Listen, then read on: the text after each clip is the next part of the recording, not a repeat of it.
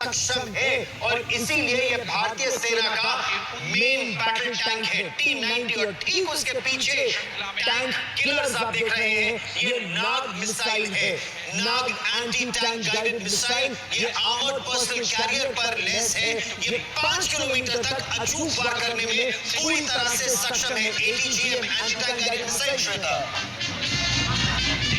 और आज मिसाइलों की पूरी फहरिस्त यहाँ पर कर्तव्य पथ पर आने वाली है। आप इसके साथ ही उन अलग अलग वाहनों को भी देखने वाले हैं जो भारत की इन्फेंट्री के लिए, भारत के सैनिकों के लिए बेहद महत्वपूर्ण है। सारथ को जब आप देखेंगे तो वो एक सारथी का ही काम करती है हमारे सैनिकों के लिए। नाग मिसाइल सिस्टम के ठीक पीछे ये BMP-2 सारथ जो आपको दिख रहा है। राष्ट्रपति जो कि सुप्रीम कमांडर होती हैं देश की आर्म्ड फोर्सेस की, उनके चेहरे पर भी वो गर्व दिख रहा है जब वो कर्तव्य पथ से गुजरते अपने सैनिकों को और उनके उपकरणों को देख रही हैं और उनसे सलामी ले रही हैं। और ठीक उसके पीछे जो 6 हथियार आप देखेंगे एक साथ तीव्र घातक प्रहार करने में मेड इन इंडिया की शक्ति अगर आप देखें तो चेतक, महाराणा प्रताप का चेतक तो आपने देखा था, हाई ऑल्टीट्यूड में इस चेतक को देखिए घातक प्रहार करने में पूरी तरह से सक्षम। ये सभी जो 6 है, Kapidhwaj specialist monitoring mobility vehicle है, कपिध्वज लाइट स्पेशलिस्ट व्हीकल है, Bajrang vehicle mounted infantry motor vehicle, Airavat ऐतिहासिक नाम लेकिन सामरिक क्षमता 21वीं सदी के युद्ध के लिए पूरी तरह से सक्षम है। ये सभी कपिध्वज स्पेशलिस्ट मोबिलिटी व्हीकल है, यानी पहाड़ों में जाना है, रेगिस्तान में जाना है, इसके चौड़े पहियों को देखिए, तेजी से ये सेक्शन को ले जाने में सक्षम है। श्वेता, गेम चेंजर्स होते हैं सरहदों पर, और भारत की जैसी सरहदें आखिर किस देश की हैं जहां पर अलग अलग तरह की आपको भूगोल दिखेगा वहां का, उनमें आपकी सहायता करते, आपका सहयोग करते ये सभी वाहन। और सबसे दिलचस्प तो यही है कि उनके अंग्रेजी नामों को नहीं बल्कि जो भारतीय नाम है उनके, ताकि बच्चा समझ पाए कि इनकी भूमिका आखिर क्या होगी उन सभी इलाकों में जहां पर सैनिकों के चलने में मुश्किल है, जहां पर गोलियों से भी आपको एक कवच चाहिए, वहां पर ये वाहन बेहद निर्णायक होते हैं जो अपने आप में आ रहे एक तरह से एक चलता फिरता बंकर है। आप इस वाहन को देखिए बहुत ध्यान से, ये जो ऐरावत है, ऐरावत इंद्र का वाहन माना जाता है, नंदीघोष भगवान शिव का वाहन माना जाता है, और वो इस समय बिल्कुल सलामी मंच पर आपके सामने है। और ठीक उसके पीछे वो मिसाइल जो विश्व में भारत का नाम कर रही है, BrahMos supersonic cruise missile, 400 kilometre तक अचूक वार करने में पूरी तरह से ये सक्षम है मिसाइल, जो भारतीय सेना, नौसेना, वायुसेना इन तीनों के साथ साथ अब मलेशिया के बाद इंडोनेशिया में भी जा सकती है। और ये जो 344 मिसाइल रेजिमेंट है वो ब्रह्मोस समूह का सबसे युवा रेजिमेंट भी है, 2015 में इसे स्थापित किया गया था। और आज देखिए केवल 10 साल और कितने गर्व से ये अपनी ताकत को प्रदर्शित करते हुए कर्तव्य पथ पर जा रहे हैं। ये मिसाइल सुपरसोनिक, सटीक, बिल्कुल, और इसीलिए भारत में उपयोगिता तो है ही, पर जैसे, और आप देखिए पिनाका, शिव के धनुष, भगवान शिव का वो धनुष जो अचूक वार करता है। इसके बारे में आप 3 चीजें याद रखिएगा। ये 72 रॉकेट है जो एक के बाद एक निकलते हैं, 75 किलोमीटर तक 40 सेकंड में जो अचूक वार करने में ये सक्षम है। दुश्मन बच नहीं सकता, दुश्मन के टैंक हो, दुश्मन का तोपखाना हो, दुश्मन का कोई स्ट्रेटेजिक एसेट हो, एक बार में पिनाका उसे पूरी तरह से, भगवान शिव का धनुष उसे ध्वस्त करने में पूरी तरह से सक्षम है। अच्छा, आप विरासत की जब बात करते हैं तो धृतराष्ट्र को युद्ध के मैदान के बारे में जानकारी दी थी संजय ने, और वही संजय अब कर्तव्य पथ पर। ये अग्निबाण, उससे पहले हम आपको दिखा रहे हैं जो कि BM-21 Agniban multiple barrel rocket launcher. भूमिकाएं थोड़ी फर्क आपको जरूर दिखेंगी, लेकिन भारत की शक्ति को कितना ये बढ़ा रहे हैं। मैकेनाइज्ड कॉलम में अगला वाहन Durjay multiple barrel rocket launcher BM-21 Agniban, 122 millimetre multiple barrel rocket launcher, 1970 के दशक से भारतीय तोपखाने का महत्वपूर्ण हिस्सा रहा है। लेकिन इसकी एक जो अचूक बात है कि अब ये रूसी यूराल ट्रक पर नहीं बल्कि भारतीय अशोक लेलैंड के स्टैलियन ट्रक पर है। कारगिल की बात हो या फिर ऑपरेशन स्नो लेपर्ड में पूर्वी लद्दाख में इसे तैनात किया गया है। और अब वो ब्रिज लेन टैंक 10 मिनट में 31.5 फुट का ब्रिज 70 टन लोड ले जाने में सक्षम। और ठीक उसके पीछे कर्तव्य पथ पर इस समय वो आकाश प्रणाली, आकाश की ओर निशाना साधे आकाश हथियार प्रणाली जो इस समय आपको दिख रही है। लेफ्टिनेंट हिमांशु सिंह चौहान के नेतृत्व में 27 वायु रक्षा मिसाइल रेजिमेंट की आकाश हथियार प्रणाली स्वदेशी तकनीक है। स्वदेशी तकनीक से यह विकसित है, इसीलिए भारत की शान भी है। मेक इन इंडिया का सबसे बड़ा परिचय देती हुई देश की पहली छोटी दूरी की सतह से हवा में मार करने में यह सक्षम है, सटीक है, घातक है। स्वदेशी मिसाइल सिस्टम भारत का आकाश। और ठीक उसके पीछे ब्रिगेड ऑफ द गार्ड्स का मार्चिंग कंटिंजेंट 19 गार्ड्स के कैप्टन रविंद्र भारद्वाज की कमांड। आदर्श वाक्य पहला हमेशा पहला।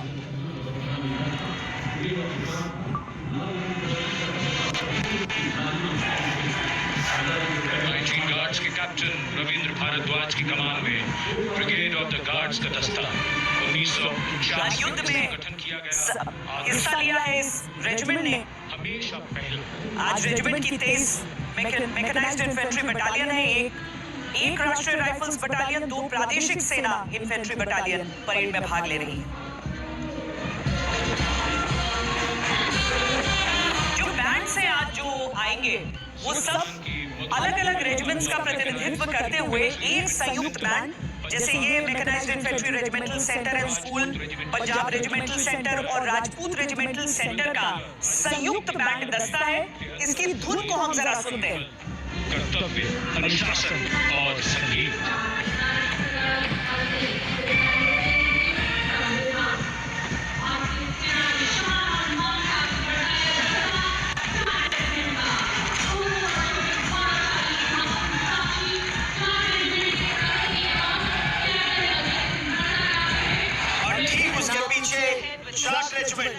जाट रेजिमेंट, जाट बलवान, जय भगवान, इनका आदर्श वाक्य। जाट रेजिमेंट के इस दस्ते की कमान कैप्टन अजय सिंह गरसा के हाथ। 1795 में इसका गठन हुआ था। 1959 कालांतर में नियमित इन्फेंट्री बटालियन के रूप में जाट रेजिमेंट तब्दील हो गई थी और इसे 28 युद्ध सम्मान, 13 युद्ध क्षेत्र सम्मान, 5 युद्ध सम्मान, 3 अशोक चक्र, 8 महावीर चक्र। और अब ये गढ़वाल राइफल्स युद्धकृत निश्चय, बद्री विशाल लाल की जय, इस उद्घोष के साथ आगे बढ़ते हुए गढ़वाल राइफल्स के ये जवान, जिसमें गढ़वाल मंडल के पौड़ी, चमोली, रुद्रप्रयाग, टेरी, देहरादून, उत्तरकाशी यानी 7 जिलों के जवानों का प्रतिनिधित्व होता है।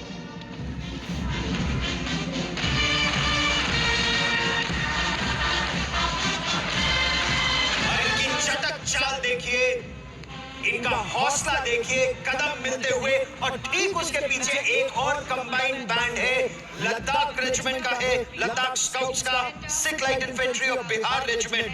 कदम कदम बढ़ाए जा, खुशी के गीत गाए जा, ये जिंदगी है कौम की, तू कौम पे लुटाए जा।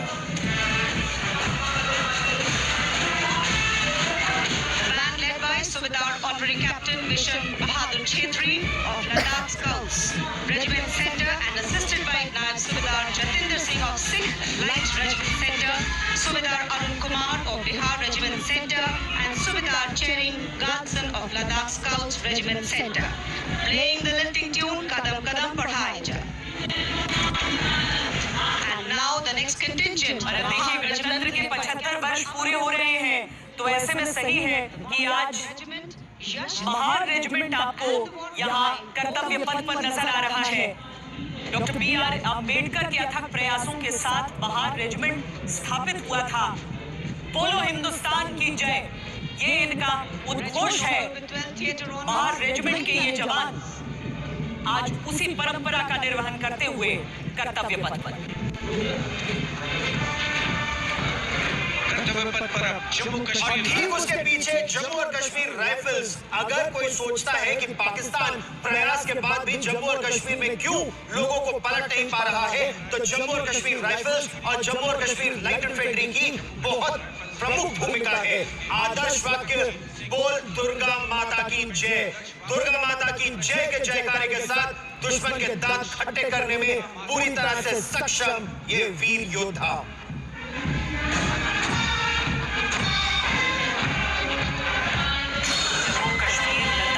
के अलग-अलग हिस्सों से जवान इसमें सम्मिलित। और अब देखिए जो संयुक्त बैंड एक बार फिर आ रहा है, उसमें 14 Gorkha training centre, artillery centre Nashik और इलेक्ट्रॉनिक्स एवं मैकेनिकल सेंटर का संयुक्त बैंड दस्ता है। ये 73 म्यूजिशियंस हैं इसमें और धुन बजा रहे हैं ये ध्रुव। साथ दे रहे हैं नायब सूबेदार संता बहादुर गुरंग, नायब सूबेदार धनजी पासवान और नायब सूबेदार रमेश कुमार परिहार। ये दस्ता ध्रुव की सुमधुर धुन बजा रहा है।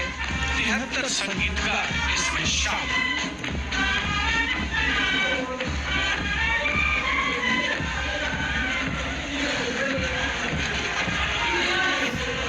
दर्शक मंत्रमुग्ध युवा सवेरे से आए थे और बहुत प्रसन्न। और अब देखिए नारी शक्ति कर्तव्य पथ पर कोर ऑफ सिग्नल्स, तीव्र और चौकस।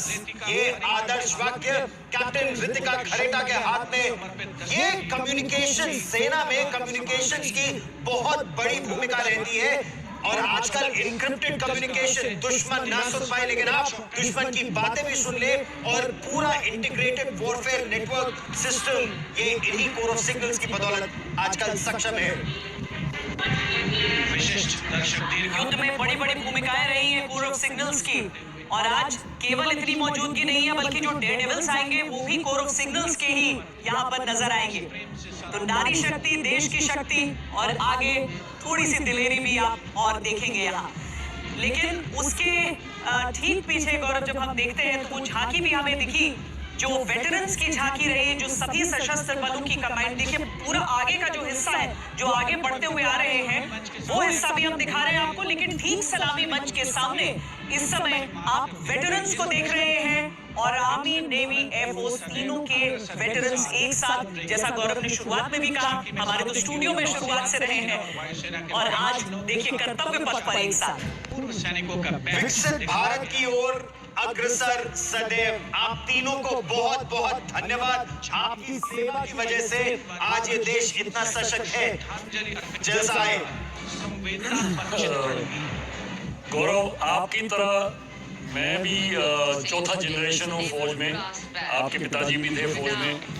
तो जितनी हमारी सेवा है उतनी आपकी और आपकी फैमिली की भी सेवा है इस देश के प्रति। Himachal Chopra, thank you very much sir. Thank you very much. बहुत गर्व है मुझे आज आपके स्टूडियो में बैठ के और रिपब्लिक डे परेड देखने के लिए। बहुत बहुत गर्व की बात है।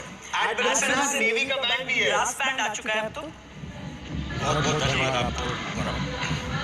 संगीत की भूमिका नौसेना में शिप पर बहुत महत्वपूर्ण रहती है एडमिरल सिन्हा। जी, ये हमारे लिए आवश्यक होता है, क्योंकि जब हम किसी दूसरे देश में जाते हैं तो वहाँ पे भारतवर्ष को करने के लिए रिक्वेस्ट करते हैं लोग कि आप बैंड बजाएं, उसके बाद आपको जो गार्ड है वो सलामी दें। क्योंकि उसके पीछे मार्चिंग दस्ता भी है और उसके ठीक पीछे हम नौसेना की झांकी भी देखेंगे। अब नौसेना एक ऐसी सेना है हमारी जो कर्तव्य पथ पर आप उसकी झांकी तो देख सकते हैं, लेकिन उनका शौर्य देखने के लिए आपको समुद्र का रुख करना पड़ेगा। बिल्कुल, इसे साइलेंट सर्विस कहते हैं श्वेता, और हम साइलेंट रहते हैं, यहाँ दिखाई नहीं पड़ते। लेकिन आज जो है भारतवासियों को पूरा देखने को मिलेगा। हमारे जो टैब्लू आएंगे उसमें हम थोड़ी व्याख्या करेंगे। और इसमें आत्मनिर्भर भारत को कितने सशक्त तरीके से दिखाया गया है। संभवतः भारतीय नौसेना इसका सबसे सफल उदाहरण है। एडमिरल सिन्हा, चाहे परमाणु पनडुब्बी की बात करें या फिर युद्धपोत की। जी, वो मैरीटाइम सिक्योरिटी थ्रू आत्मनिर्भरता स्लोगन है इनका। और अभी जो आप देख रहे हैं भारतवर्ष में पिछले एक वर्ष में 5 जहाज और 2 सबमरीन्स का कमीशनिंग हुआ है। और 2 सबमरीन में एक जो है अनिघात, जो कि एक न्यूक्लियर पार्ट सबमरीन जिसमें कि न्यूक्लियर टिप मिसाइल्स हैं, और वो जो है वो ट्रायड की तीसरी लेग है जो अदृश्य रहती हैं। ढीले हैं जो अदृश्य रहती हैं मार करने के समय तक। और अब बारी है भारतीय वायुसेना की, जिसमें सबसे आगे भारतीय वायुसेना, लेकिन साथ में बास फॉर्मेशन में 3 MiG-29 aircraft. You can see the MiG-29 big formation के अंदर फ्लाई कर रहे हैं और एयरफोर्स का कंटिजेंट आप देख पा रहे हैं। बैंड है पहले, उसके पीछे एयरफोर्स कंटिजेंट में जो अग्निवीर हैं वो भी dressed in resplendent ceremonials. The band is उसके पास एक और फॉर्मेशन इमीडिएटली MiG-29 के पीछे आएगी जिसके अंदर एक A-32 behind Air Force और ये जहाज जी। marching contingent. अच्छा, भारतीय वायुसेना का जो मार्चिंग कंटिजेंट है, इसकी जब हम बात करते हैं और साथ ही साथ DMA department of military affairs, रक्षा मंत्रालय का नया विभाग, जिसमें तीनों सशस्त्र सेनाएं एक साथ सिनर्जी की जब बात करते हैं तो देखिए ना, आज तक के स्टूडियो में आप सिनर्जी एक साथ देख रहे हैं। आर्मी, नेवी, एयरफोर्स तीनों के विशेषज्ञ हमारे साथ हैं, जो तेजस हल्का लड़ाकू विमान हो या फिर INS विशाखापट्टनम हो या फिर अर्जुन मेन बैटल टैंक, स्वदेशी टेक्नोलॉजी का बिल्कुल सफल उदाहरण हम यहाँ देख रहे हैं। हेमांशु चोपड़ा, बहुत खुशी है। मैं दोनों तरफ से फ्लैंक हूँ, आर्मी और नेवी से। एडमिरल सिन्हा और मैं हमने फ्लाइंग ट्रेनिंग इकट्ठी की थी और जनरल सहाय ने तो परेड भी कमांड की है, तो बहुत गर्व है कि हम आज तक के स्टूडियो में बैठे। गणतंत्र दिवस परेड में शामिल हो रही और ये जो नेटवर्क सेंट्रिक कम्युनिकेशन और वॉरफेयर है 21वीं सदी में, एडमिरल सिन्हा बहुत प्रमुख भूमिका। दुश्मन आपकी बातें ना सुन सके, लेकिन आप आपस में कम्युनिकेट कर सके, चाहे आप सबमरीन में हो या फिर लड़ाकू विमान में। बिल्कुल सही फरमाया गौरव आपने। इसमें जो सरप्राइज एलिमेंट होता है वॉर का, वो सुरक्षित रहता है। और दूसरी बात ये है कि जब से हमारे कम्युनिकेशन सैटेलाइट्स ऊपर चले गए हैं, GSAT-7 हो या 7A हो और बाकी सब, उसका बहुत बड़ा महत्व है। तभी आपने जैसा कहा कि चाहे सबमरीन हो, वो हमारे ट्रूप्स के साथ बात कर सकती है और हमारे ट्रूप्स जो शिप्स के साथ बात कर सकते हैं। और नेवी की झलक तो हमने देखी, एक और दस्ता जो कि समुद्र में ही आपको अपनी ड्यूटी निभाते हुए नजर आएगा, वो तटरक्षक बैंड आपको सबसे आगे, जिसके ठीक पीछे तटरक्षकों का मार्चिंग दस्ता दिखेगा। वैसे तो जितने भी लोग दिल्ली में रहते हैं उन्हें इंडिया गेट के साथ साथ दिख जाएंगे तटरक्षकों की मौजूदगी, वो एक जहाज जिसके ऊपर एक विमान बना हुआ है। लेकिन अधिकांश लोग जो तटरक्षकों की भूमिका नहीं जानते हैं, वो एक तरह से जब शुरुआत की गई थी तो सहायक भूमिका थी भारतीय नेवी के लिए, लेकिन धीरे धीरे विस्तार और भी ऐसे क्षेत्रों में हुआ जहां पर उनकी जरूरत होती है। फर्स्ट रिस्पॉन्डेंट्स होते हैं जब जरूरत होती है किसी भी शिप को जो मुसीबत में फंसी हो, चाहे वो देश के हो या फिर विदेश के हो। और कई ऐसे मुहिम, कई ऐसे रेस्क्यू ऑपरेशन उन्होंने पिछले 1 साल में भी अंजाम दिए हैं, जिसकी पूरी दुनिया में वाहवाही हुई है। और जो बात श्वेता इस समय आपको बता रही थी, उसको अभी दर्शाया भी जा रहा है भारतीय तटरक्षक की झांकी में, कि किस तरह से fast interceptor craft made in India, satellite made in India, उपग्रह भी हमारा, जहाज भी हमारा, नौसैनिक भी हमारे, सुरक्षा की बात हो, टॉर्नियर भी हमारा, मानव रहित टोई विमान भी हमारा, और सुरक्षा करने में पूरी तरह से सक्षम भारतीय तटरक्षक। कहीं भी उनकी आवश्यकता हो, 7,500 किलोमीटर लंबी भारत का समुद्र तट है। एडमिरल सिन्हा, बहुत लंबा इनका काम, बहुत ही महत्वपूर्ण है इनका कार्य। और आप देखें कि HADR जैसे कि श्वेता कर रही थी, human assistance and disaster relief, उसमें ये फर्स्ट रिस्पॉन्डर होते हैं। और कोई भी सर्च एंड रेस्क्यू हो या पोल्यूशन हो या फिर तस्करी हो, उस सब को रोकने में इनका बहुत बड़ा योगदान है। अब DRDO देखिए, अब आपको कर्तव्य पथ पर एक वैज्ञानिक भी दिखेंगे। ये एक रक्षा कवच है जिसे दर्शाया गया है। यहाँ पर चाहे आसमान से कोई खतरा हो, चाहे समुद्र तल के नीचे से कोई खतरा हो, किस तरीके से उनका सामना हमारे सैनिक, हमारे वैज्ञानिकों की सहायता से कर सकते हैं, ये उसका प्रदर्शन इस झांकी में, DRDO की इस झांकी में किया गया।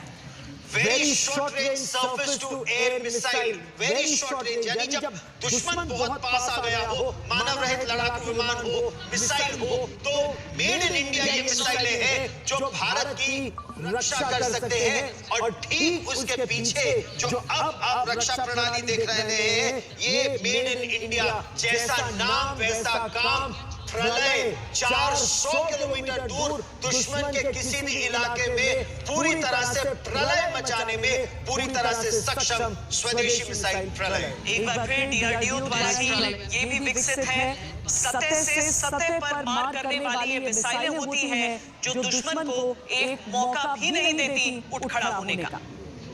भारत की शक्ति देखिए, ऑपरेशन स्नो लेपर्ड की अगर हम बात करें तो एक तरफ आपकी ब्रह्मोस सुपरसोनिक क्रूज मिसाइल है और दूसरी तरफ आपकी प्रलय मिसाइल है, तो दुश्मन कहां ठहर पाएगा भारत की शक्ति के आगे। अब अर्धसैनिक बलों की बारी है और सबसे आगे असम राइफल्स की टुकड़ी आप देख रहे हैं, जो हमारे पूर्वोत्तर के राज्य हैं, पूर्वोत्तर के प्रहरी इन्हें कहा जाता है। पूर्वोत्तर के जो हमारे सभी राज्य हैं उनका प्रतिनिधित्व आपको इस बल में दिखेगा। यूं तो चाहे असम राइफल्स हो, असम रेजिमेंट हो, बहुत लोग कंफ्यूज भी इसमें करते हैं, लेकिन एक भारतीय सेना से जुड़ा हुआ और एक अर्धसैनिक बल जो कि बदलू राम का बदन। जब ये गीत के बोल आते हैं तो सब थिरक उठते हैं, हालांकि आज गीत के बोल वो नहीं है, ये कदम ताल अपने करते हुए आगे कर्तव्य पथ पर बढ़ रहे हैं। दुर्गा माता की जय का आदर्श वाक्य है। असम राइफल्स की हम बात कर रहे हैं, अर्धसैनिक बल जो गृह मंत्रालय के अंतर्गत आता है, लेकिन सिपाही सभी भारतीय सेना के होते हैं। सिपाही भी और अफसर भी, कर्तव्य सर्वोत्तम, पूरे पूर्वोत्तर की रक्षा आपकी जिम्मेदारी। हमने शान बढ़ाई बजा रहा है। इस बैंड दस्ते की अगुवाई कर रहे हैं वारंट ऑफिसर जयमन और अब सीआरपीएफ का 105 संगीतकार इस दस्ते जो कि आप इस समय देख रहे हैं, देश के हम हैं रक्षक धुन बजाते हुए, बैंड भी शामिल है। और इसमें 51 पुरुष हैं तो 49 महिला म्यूजिशियंस भी हैं।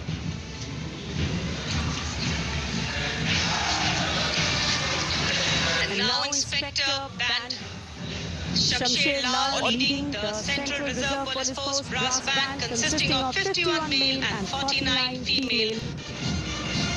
Today the band playing देश के हम हैं रक्षक.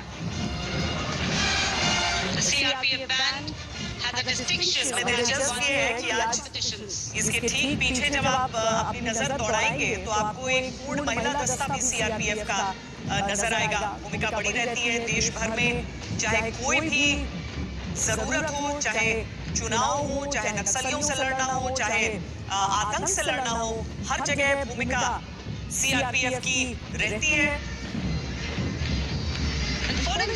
जम्मू और कश्मीर हो या सुदूर उत्तर पूर्व, कहीं भी अगर रिक्वायरमेंट होती है तो सीआरपीएफ को तैनात कर दिया जाता है। राइट्स हो तो रैपिड एक्शन फोर्स को तैनात कर दिया जाता है और बहुत ही सक्षम सीआरपीएफ के ये दस्ते हमारे। ये महिलाएं सीआरपीएफ की जिनकी भूमिका बिल्कुल वही रहती है जो पुरुष दस्तों की रहती है, चाहे कहीं पर धरना प्रदर्शन चल रहा हो, उग्र प्रदर्शन हो जाए वो, और या फिर चुनाव को शांतिपूर्ण कहीं पर पूर्ण करना हो, तो महिलाओं की भी भूमिका उतनी ही बड़ी है जो आपको दिख रही है। अब रेलवे सुरक्षा बल की बारी है। रेलवे सुरक्षा बल का ये बैंड आपको दिख रहा है। भारतीय रेलवे अगर पूरी दुनिया में अपनी लंबाई यानी रेलवे ट्रैक जो, और यहाँ पर भी देखिए आप महिलाओं की मौजूदगी आरपीएफ के भी इस दस्ते में। और रेलवे की अगर बात की जाए तो कितने गर्व के साथ हम कह सकते हैं कि अब जम्मू और कश्मीर में श्रीनगर तक भी हमारी रेल लाइन बडगाम पहुंच चुकी है। कटरा से बडगाम, और बहुत सम्मान की बात है कि हमारी जो रेलवे है वो कश्मीर से कन्याकुमारी तक और अरुणाचल प्रदेश, आने वाले समय में अरुणाचल प्रदेश से गुजरात तक पूरे देश को एक सूत्र में पिरो देगी। ये भारत की शक्ति है। आरपीएफ जिम्मेदारी रेलवे की प्रॉपर्टी की रक्षा की। और अब ये दिल्ली पुलिस दिल्ली पुलिस जिसकी मौजूदगी हर गणतंत्र दिवस पर रहती है, क्योंकि आपको बंदोबस्त में भी लगना है, लेकिन साथ में आप अपनी हुनर का भी, अपनी शौर्य का भी प्रदर्शन यहाँ पर कर्तव्य पथ पर करते हैं। तो उनका जो म्यूजिशियंस बैंड है और उसके साथ ही उनका मार्चिंग दस्ता, म्यूजिशियन बैंड में आपको दिल्ली पुलिस की महिलाएं भी नजर आएंगी, जो कि कांस्टेबल, बैंड मास्टर कांस्टेबल केंसे इसकी अगुवाई कर रही हैं इस दस्ते की। इसमें महिला म्यूजिशियंस की मौजूदगी देखते हुए देखिए किस तरीके से अपने वाद्य यंत्र भी बजा रही हैं और कदम ताल भी एक से मिला रही हैं। और ठीक उसके पीछे कर्तव्य पथ पर जो अब आप मार्चिंग दस्ता देख रहे हैं, वो दिल्ली पुलिस का है। एडिशनल डीसीपी ऋषि कुमार की कमान, और इसमें 3 सब इंस्पेक्टर, 44 हेड कांस्टेबल और 100 कांस्टेबल मार्च कर रहे हैं। आदर्श वाक्य शांति, सेवा और न्याय। दिल्ली पुलिस आपके लिए सदैव, और उठकर हाथ जोड़कर अभिनंदन कर रहे हैं लोग और प्रधानमंत्री नरेंद्र मोदी समेत दिल्ली पुलिस के मार्चिंग कंटिंजेंट को देखते हुए। लेकिन सबके मोबाइल फोन जो उठ गए हैं अपने हाथों में, और लोग जो अपनी जगहों पर मंद मंद मुस्कुराते नजर आ रहे हैं, तो इस वजह से क्योंकि रेगिस्तान के जहाज अब उतर आए हैं कर्तव्य पथ पर।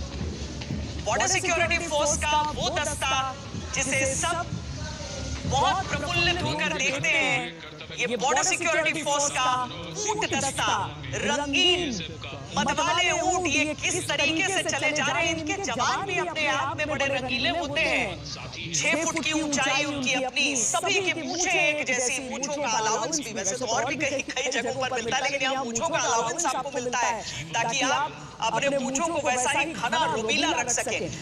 ये जो अलग अलग इस समय आप यूनिफॉर्म देख रहे हैं, चाहे उस ऊंट की या फिर उस ऊंट सवार की, ये भी समझिए कि इनके लगभग ऐसे 75 पोशाक होते हैं जो अलग अलग अवसरों पर पहनते हैं। ड्यूटी अनटू डेथ, जीवन पर्यंत कर्तव्य इनका मूल मंत्र है। और इस समय कर्तव्य पथ पर आप देख रहे हैं रेगिस्तान के ये जहाज।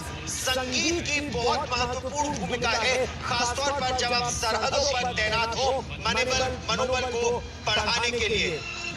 स्मगलिंग को रोकने में, तस्करी को रोकने में इन ऊंटों की बहुत महत्वपूर्ण भूमिका है, क्योंकि पाकिस्तान हथियार भी और ड्रग्स भी भारत में भेजने की निरंतर कोशिश करता है, जिसे ये बीएसएफ के जवान रोक लेते हैं। बड़ा मुश्किल होता है ऊंट की सवारी करना, और ऊंट की सवारी करते हुए धुन को बजाना ये बड़ा ही मुश्किल होता है। लेकिन इसके लिए लंबे समय तक, ये लगभग आप समझ लीजिए कि जिनको साल में, जैसे ऊंट दस्ता हो गया जो आपको कर्तव्य पथ पर नजर आएगा ही, तो साल भर आप अपने आप को रिहर्सल करते रहते हैं, और कई ऐसे और भी आयोजन होते हैं जहां पर आपकी आवश्यकता होती है। और ये देखिए एक बार फिर नारी शक्ति नहीं, बल्कि मैं कहूंगी कि भविष्य की नारी शक्ति है ये हिंदुस्तान की।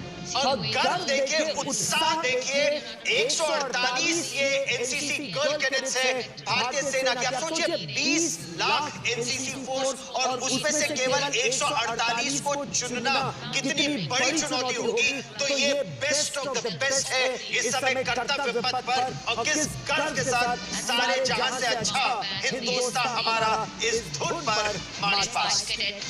Madhesh Ashok of Scindia School, Gwalior and Cadet Ankita Kumari of Birla Balika Vidyapeeth Pilani. The tune कदम कदम बढ़ाएगा and सारे जहां से अच्छा हिंदुस्तान हमारा।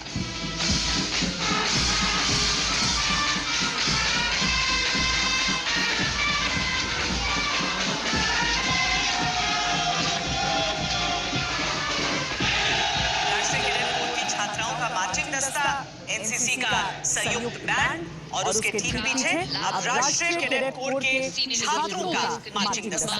Senior honour officer Prasad Prakash Vaipul of Maharashtra Directorate leading ये देश के भावी आर्मी, नेवी और एयरफोर्स के एयर वॉरियर्स और सोल्जर्स हैं।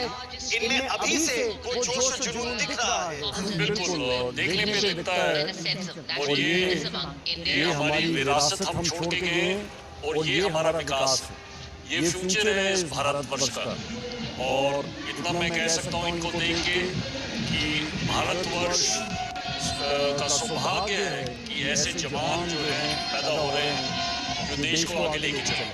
और ये राष्ट्रीय सेवा योजना का मार्चिंग दस्ता है। पंजाब निदेशालय के श्री दीपक राष्ट्रीय सेवा योजना की मार्चिंग दस्ते का नेतृत्व कर रहे हैं और Mr. Deepak from Punjab leading this साथ ही आप smart salute. तमाम Personality development considered to be महिलाओं का भी योगदान इसमें, लड़कियों का भी योगदान इसमें देखेंगे।